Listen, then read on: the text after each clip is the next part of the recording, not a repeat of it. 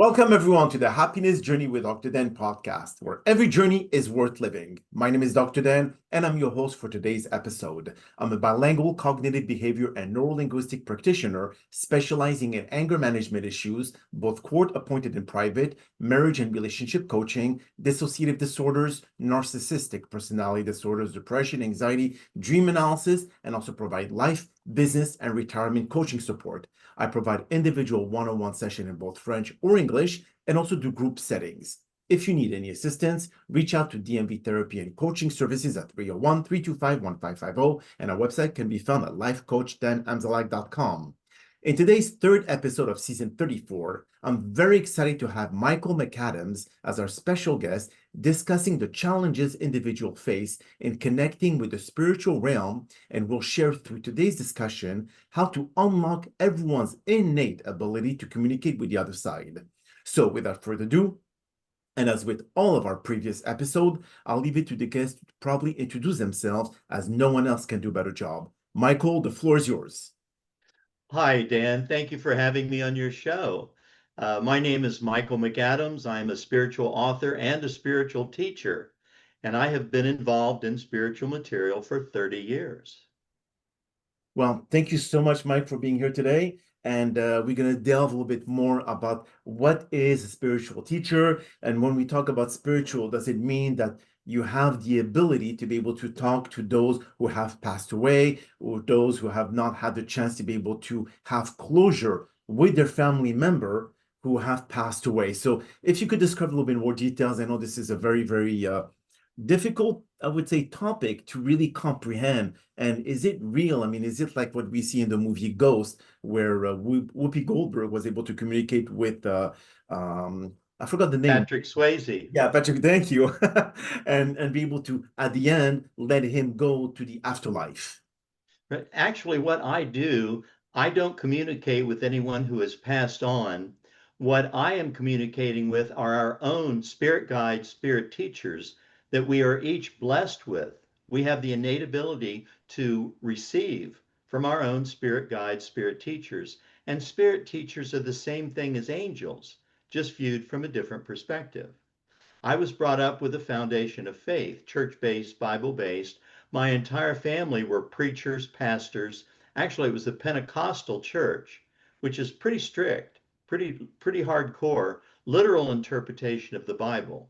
But even when I was young, not only did I feel that I was being spoken to in thought, which is the way most all of us receive, but I always had questions as I would listen to my uncle in his church talk about heaven and hell.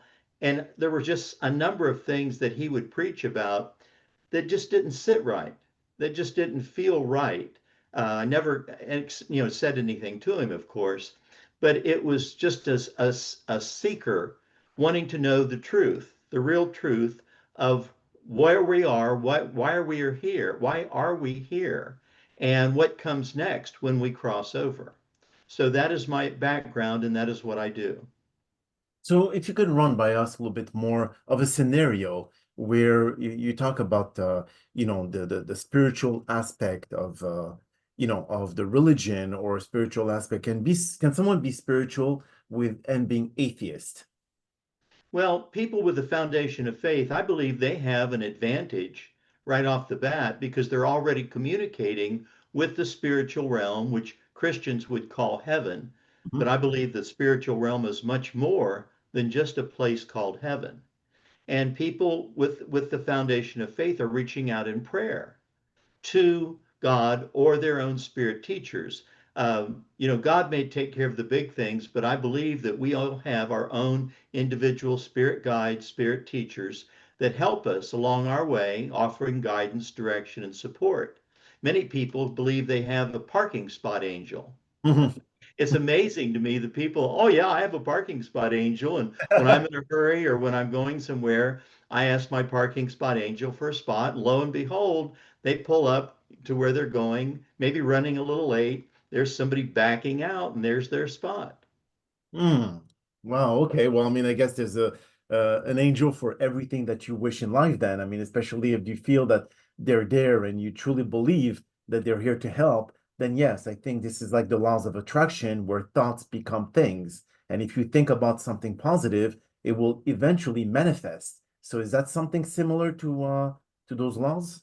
Similar, not exactly the same, but I mean, we're all spoken to. I believe that we all receive, usually again in thought. I'd slow down up ahead if I were you. You know, you're driving in the car, radio turned off, not thinking about anything, and that thought comes into your mind. I'd slow down up ahead if I were you. And you glance in the rearview mirror. This has happened to me. You don't see anything, but you lift off the gas a bit, top a little rise on the interstate, and there sits a state highway patrol. Or Mm, you're approaching an intersection and you're given that information and you slow down a bit and you didn't get hit by that dump truck that ran the red light. Where does that information come from? I believe it's coming from our own personal spirit guides and spirit teachers that we are born with, given the opportunity to be able to communicate with. But we also have that pesky little gift called free will.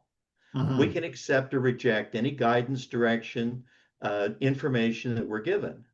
And we many times will do that out of emotion or envy or selfishness or whatever the driving force is that causes us to ignore their advice and make a decision based upon our own, emotions. mhm. And people many times will take an action or do something, and then they'll later say, I knew I wasn't supposed to do that. I was told not to do that, and I did it anyhow.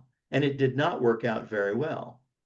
So again, we're not required to obey. We're just given the information, and it's up to us to decide which direction we want to go as we make our way in this existence. Interesting. So then at this point, Michael, can we all agree or disagree that the inner voice or the intuition that we have from within ourselves that tells us that you just mentioned, is that a spiritual guide? Is that the angels telling us this should be something we should do or not? And if someone is a non-believer and or an atheist, then he will not think that the angel has been involved in their decision-making ability. Well, again, these are, I believe, are spirit teachers. Another name for them would be angels if you have a foundation of faith. But in my book, An Angel Told Me So, these were messages and teachings dictated directly from spirit teachers from the other side. Mhm. And many of the messages and teachings are signed with the name of the spirit teacher that presented the message. But for people who may think that there are a lot of people who receive information, guidance in thought, and many may think it's their intuition, their conscience, their imagination. But there are also people who are fearful. They would like to be able to receive and open their mind, but they're afraid that negative entities or anything that's not positive might come into their minds and affect their thinking. And I tell people, if you're unsure, whether your religious background or any background, if you're unsure about opening your mind, one of the best ways to ensure that Mhm. you're not going to get any negative information that's not supposed to be beneficial to you is to establish a filter, an aura of protection. And one of the best ways I have found to do that is with an affirmation. And years ago, an affirmation was given to me in thought so long ago, I don't remember when I didn't have it. And it said, let no thoughts, ideas, or information be made known to my mind that does not come from God or his direct representatives. And let that be your filter. Open your mind, allow yourself to receive, accept or reject any advice, guidance, or direction that you're given, and then see what works best for you. Interesting. So if we look at many people who have shared, and I have interviewed many in my podcast as well, Michael, where we talk about near-death experiences or out-of-body experiences, and many have shared the fact that they've gone through that light, that tunnel, where at the other side of the tunnel, they met a family member that basically tend their hand or their arms towards them to be able to kind of, show them around, so to speak. But then they came back. Well, how would you define all that? Well, I'm jealous for one thing. Okay. Not that I want to have a near-death experience, but to be that close to the spiritual realm is something that we'll all eventually get to participate in. And I tell people, I said, there is no death. Really die, it's just graduation. We ride around in these bodies the way we ride around in our cars. These bodies are just a vehicle to negotiate this physical plane. And we are a consciousness, a spirit instilled in this physical body because we couldn't be on this planet and in this physical realm without it. And when it's our time to cross over, and we just move out of our physical body, we may glance back and say, thanks for the ride, you served me well. And then we will move into that spiritual realm. People many times that have a near-death experience, they are shown or given information possibly to allow them to get a glimpse of what lies ahead. But Mhm. most always they're brought back to either share the experience or explain what it is that they saw.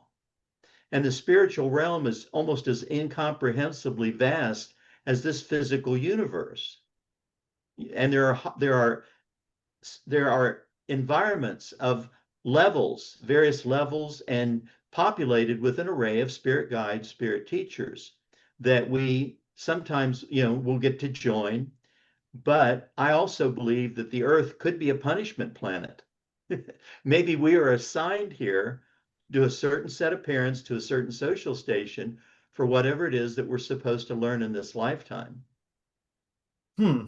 So then if you in your guidance or in your spiritual teachings, Mike, how do you approach? I mean, when someone comes to you, what kind of typical issue are they dealing with? I mean, so for my listeners on this podcast, and we have gained a tremendous amount of followers here, they would like to know, okay, well, if I have to reach out to Michael McAdams, what question should I ask him? Actually, they don't reach out to me personally, Okay. but what I represent are 22 years of messages and teachings dictated directly from spirit teachers. Okay. On my website, spiritspeaks.com, which is the best way to contact me, and I offer 3 free preview messages from the book, Volume 2. Volume 1 is the book that's available now. Okay. I'm looking for a new publisher to do volumes 2 and 3. But on the website, there are tabs at the top, bio for me, bio for my mother. And there's a tab for a television interview that my mother gave in Cincinnati. Posted on her interview, she's the pretty lady in white on the left. Posted on her interview is a message from volume 2 of the book. And this was the only time in a session where she was led to sit down and receive. 2 different spirit teachers moved in the same session, gave 2 different messages, and signed 2 different names. Now, just to give your listeners an indication of how these spirit teachers speak, that first teacher's message was just little more than a long paragraph. May I share this message with you and your listeners? Of course, go ahead, please. And this is the way they speak, and they speak about themselves in first person. But it's like all of these messages and teachings are woven with the universal thread. And everyone who has read these messages have said, well, this sounds like what I'm dealing with. This sounds like they're talking to me. So this was the first teacher's message that came in that session. There is a resurrection period through which man must travel in order to come into the realm of things godlike. Mhm. You are to consume and digest all that is given here, as this comes from one highly qualified to meet the needs of this generation. Okay. You are not the sole property of yourselves. God still holds the everlasting command over your being, and in him must one take refuge. You are to be considered as one who has been stripped of all belongings and left to die by the wayside. In this manner, are you then open to any help that would be forthcoming? You are by your very nature ones who would depend on your own intellect to carry you through. However, by giving of your soul into the hands of God, do you prosper and develop more freely into that which denies the outcome of some situations, knowing full well that it is the hand of God leading and directing you so that you may arise victorious in the end. There is never a time when you will be without the Father, nor his ever-loving approaches to see that you follow the path that directs you homeward. Take note that we say homeward. As your heavenly Father so resides in that vast insurmountable environment of time and space, so shall ye abide in joint communication with him by the grace with which he covers you, and by your ability to accept this grace and use it for your own development. There are others here who wish to make themselves known to you, so I will step aside for this time. My love and devotion follows you as you trot onward, but ever faithful to your goal. And that message was signed, Your Loving Guide. Hmm. Interesting. Well, I hope that this will definitely enlighten our listeners and then be able to, of course, have them to decide exactly what path they want to take. So, the spiritual path in life, is it like something where people will have to kind of go through meditation or go through some other forms of exercise to be able to get closer to their spiritual realm? There are people that feel that that helps, Okay. but it's not absolutely necessary. Okay. Your spirit guides, spirit teachers will speak to you and share information with anything that you are concerned about, anything that you're dealing with. Uh, it just doesn't, you don't really have to sit down cross-legged with a candle in the dark and chant a mantra. Okay. It's not required because the spirit teachers are with us. One of the messages that Wilma received, the spirit teachers spoke about themselves, and it said, we exist for you as close as your heartbeat. Okay. And so what other, like, for example, when it comes to people like understanding this whole spiritual realm and understanding what they need to do to be able to get closer to the religion. So some people, when they go through like a medical scare, okay, or when something goes bad in their life, this is when they start praying. This is when they start saying, please God, be with me, save me, whatever it is. But the reality is that you have to be, like spiritual, you have to be, kind of being more present during the good or the bad times, not only when something bad happens. So when can people really get into the groove? Well, people really, the only requirement is to have an open mind. Okay. Put out your aura of protection, your filter, and then just have an open mind where you are in a position to be able to receive if information is given. We're also, again, a product of our choices and decisions. We're not required to obey. But these spirit teachers, our own spirit teachers, their joy is in our recognition of their existence. And if we can recognize them, we are able to accept that communication for whatever it's given. We're not required to obey. And I read a post recently. Uh, we've been told to just believe and just have faith for 2,000 years. Okay. And I saw a post and it said, I don't want to just believe, I want to know. And I believe that's the mindset that a lot of people are coming to today. We know the story, we have a foundation of faith, but we believe there has to be more. There just has to be. Turns out there is. And these messages and teachings dictated from spirit teachers from the other side are proof, real proof of the existence of a spiritual realm.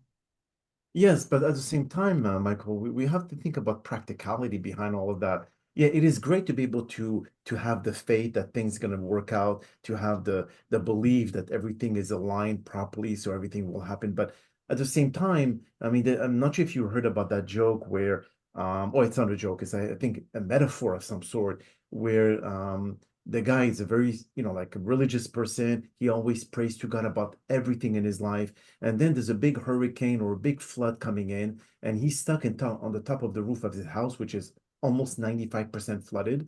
And then he prays to God and he says, okay, everything will work out. Then there's a boat coming and it says, hey, please jump into the boat. We'll be able to save you. I said, no, no, I have faith in God. He's going to save me. I said, okay, up to you. Then he waits a little bit longer. And then the helicopter comes and said, hey, we'll send you like a rope. Come up. I said, no, I have faith in God. It's going to happen. He's going to save me. Eventually, he dies drowning. And they say, God, God, I had faith on you. I prayed for you for so many. He said, hey, I send you a boat and I send you a helicopter. What else do you want? I Right? And he said, like that. I so like that. reality here is that, yes, you could have faith, but without actions, nothing in life will happen. So you need to also say, yes, I have faith, but I'm going to take action, affirmative action in everything that I want to do in my life, either my goals, my entrepreneurial spirit or action, whatever it is. And then the universe or God itself will kind of meet you halfway to make things happen. But you could not just live life solely on faith. Oh, I agree. And it does, and you also have to mix in a bit of common sense, Yes. which is rare many times these days. But the Bible says, "Ask and ye shall receive, um, seek and you shall find, knock and the door shall be opened unto you." Mhm. Each one of those statements requires a positive action on our part. And if we're not willing to ask whether we have questions or help or whatever it is that we're dealing with, then we're not going to receive. If we're not willing to seek, as sincere seekers of truth are, and wanting to know additional information, then we're not going to find. And if you're not even willing to knock on the door, why would you expect it to be opened? Mhm. That's so true. You're right. But then again, if we were raised in a very religious environment and it was all about just pray and you shall receive, then this is just being a complete misled of what really how life operates. Well, it says that God answers all prayers. Sometimes the answer is no, Mhm. and it really depends on what you're asking for. And again, we're born to a certain set of parents in a certain social station for whatever it is that we're supposed to learn in this lifetime. I mean, Right. look at the children born to Bill Gates and Steven Spielberg. Mhm. They'll want for nothing. Granted, they'll have their challenges, but that kind of wealth and connections makes all the difference in the world. Correct. And then you've got children born to alcoholic fathers, drug addicted mothers. You could be born in communist China, North Korea. And I remember sitting in church when I was young, and I've always really kind of had a problem with heaven and hell as where we would go to for all eternity, Mhm. forever and ever, based upon this blink of an eye existence that we live. And if you look around just in this country, look at the people that are living lives day to day that you and I and your listeners would believe is hell. Correct. Dying on the street in LA from drug overdoses, just living homeless, nothing to live for, and just waiting to die, or any of the lives that people could be living. And who knows why we're born into these existences with these parents that we're born into, unless it's because we're supposed to learn. And if you're open to that, then you're open to reincarnation. But then again, Michael, if we talk about learning, there's no learning from the ultimate death, which is the basically the end of all things. If we look at the situation of September 11, 2001, where the 2,996 souls who passed when the airplane hit the towers, they were all there for a specific reason. They were all there because some people didn't show up, some people showed up, or they didn't show up at work because they were either sick or whatever other reason. So sometimes when you miss the airplane and this airplane crashes, what does it mean to this person? Well, accidents happen. I mean, there's not any no way that anyone could have controlled that was in that building. Mhm. No way. But the fact that they were taken, but there is no death. It's just graduation. They graduated when their physical existence ended that day, but that was not the end of their consciousness, their spiritual center that exists, and I believe is unquenchable. That just came into my mind. Unquenchable until we finally reject any availability of the help and guidance that we're given and continually take actions in physical existence that will allow us to say, well, we gave you every chance in the world and you're done. We're not going to give you another chance. Mhm. But then again, if we fall into, you mentioned the word reincarnation, which as being Jewish, I believe in that as well. So does it mean that if, let's say, we're being reincarnated into another body, does it mean that our mission or our past mission in this world was not completed, and we need to go back here on Earth to be able to finish it. I agree. I agree. And whether or not our mission will ever be completed, I believe our mission may be the continuity of life, which is what they call existence. It is continuous. It does not end. And just because we're living a life here on this planet Earth doesn't mean we couldn't be living a life on another planet. I mean, the universe, the physical universe, is almost incomprehensibly vast. Yes, The Milky Way galaxy is 2,000 light years across. correct. That's 186,000 miles a second times 2,000 years. Hmm. It's 1,000 years deep. And there are billions of stars Yeah. like our sun in the Milky Way galaxy with trillions of potential planets. I don't believe that we're alone. Oh, for And sure. like I said, I the mean, Earth could be a something punishment bad planet can for all go we on, know. obviously. But yes, I agree. I mean, and then of course, if you look at the multiverse theory, which is that we're one part of the universe, which means that there's other, like the string theory, there's other universes out there. I mean, I'm sure that there was more than just one Big Bang. I mean, some scientist says that on the other side of a black hole, there's another point of singularity that is about to explode, which is going to create other universes. So then it's kind of like, so imagine of all that, life somewhere, I am sure. I mean, either in our galaxy in Andromeda, which is the other galaxy that is very close to the Milky Way, or Sombrero galaxy, which is also the neighbored galaxy to Milky Way. I'm sure that there's other lives out there. I mean, someone who think otherwise is extremely ignorant. So, but then we were never been able to kind of connect with any of those. So, and I know there was Neil deGrasse Tyson, which is an astrophysicist. He said that if light travels, I mean, at the speed, which is like 300,000 kilometers a second. So do you think that those who actually see the aliens who sees us, they see us like thousands of years ago, where probably there were dinosaurs. So when they look into Earth, they probably don't see humans. They see who we were a million years ago, which is no humans. It was just like probably dinosaurs circulating on Earth. So chances are there was probably nothing. And that's why they say, should we even try to go and visit this planet if there's nothing? Oh, I agree. This physical universe that we're in, and it is our physical universe, but it extends almost again beyond comprehension. The Mhm. James Webb Telescope has photographed galaxies 7,000 light years away. So we can't see, you're not really seeing anything, back in time, or like you said, the light, what we would see would take so many years to get to us that we'd be seeing what would be their past. Yes, correct. And um, whether or not we'll ever be able to see that, we don't know. Mhm. But we do see, or we find out and hear about constantly, uh, unidentified flying objects, UFOs. And if they can get here, they're a lot more advanced than we are, because No, we can get there. oh, that's for sure. But then again, when you look, just the best example, look up to the moon.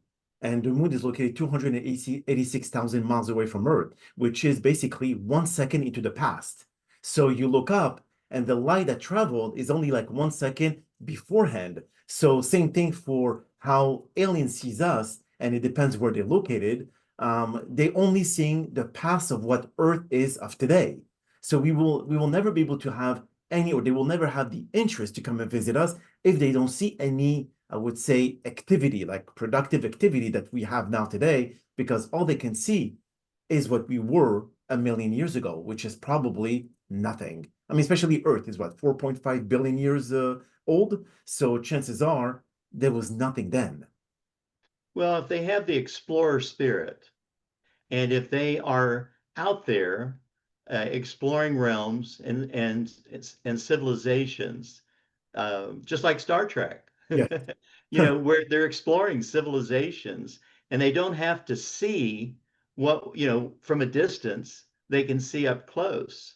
So, it's all hypothetical, but um, the again, the spiritual realm that exists on the other side of this physical plane is where we will all eventually go when we step out of these physical bodies. That's true. And we will not be alone. We're not alone now. Mm, And we have that ability to communicate with our spirit teachers and spirit guides on a daily basis. that's so true. So before we end the podcast, where can I find your book, Michael? Well, the book itself is available on my website, spiritspeaks.com. Okay. And I actually will share 3 preview messages. I have a contact page on my website. So Okay. if any of your listeners are interested, I'd be happy to share these messages. They're Yes. Microsoft Word documents so they can print them. Yes. Uh, my book is available through Barnes and Noble. All the Barnes and Noble stores have them. Ingram is my national distributor. Okay. If your listeners have an independent bookstore they like to deal with, all the bookstores deal with Ingram, and it's available on Amazon. Beautiful, beautiful. Well, I'm going to put all this information on the description of the episode of this podcast so everyone can be able to have access to whatever book you have to offer and all. So, but on that note, Michael, that is all the time that we have for today's podcast. And again, thank you sincerely for taking the time out of your busy schedule to join us. And we all appreciate your participation to this episode by sharing with our audience some strategies on how to connect successfully with their spiritual realm. Now, to our millions of listeners out there, we hope that you've all enjoyed today's episode as much as we did. And also, we're very excited for what's ahead in season 34 of the Happiness Journey with Dr. Dan podcast, featuring a lineup of incredible guests with powerful stories that will continue to uplift and inspire all of you. So here are some concluding words of wisdom. So many people feel disconnected from the spiritual realm, not because the connection isn't there, but because doubt, fear, and distraction have created noise around it. We've been conditioned to question what we can't see, and over time, that uncertainty builds walls within us. Some struggle with trust, others with patience, and many simply don't realize that the ability to connect already lives inside them. The truth is, your intuition, your sensitivity, and your inner knowing are not accident. They are invitations. The challenge isn't gaining something new. It's unlearning what was blocked your inner abilities that's always been present. After today's episode, I hope you learn on how to quiet the noise, strengthen your awareness, and recognize the subtle ways the other side already communicates with you. This is about reclaiming a connection that is natural, powerful, and deeply personal. You're not separate from the spiritual realm. You've just been taught to look away. Today is your moment to realign, trust, and unlock what has always been from within you. My name is Dr. Dan Amzalag, and you may all keep pursuing your amazing journey in life. Stay tuned for our next episode.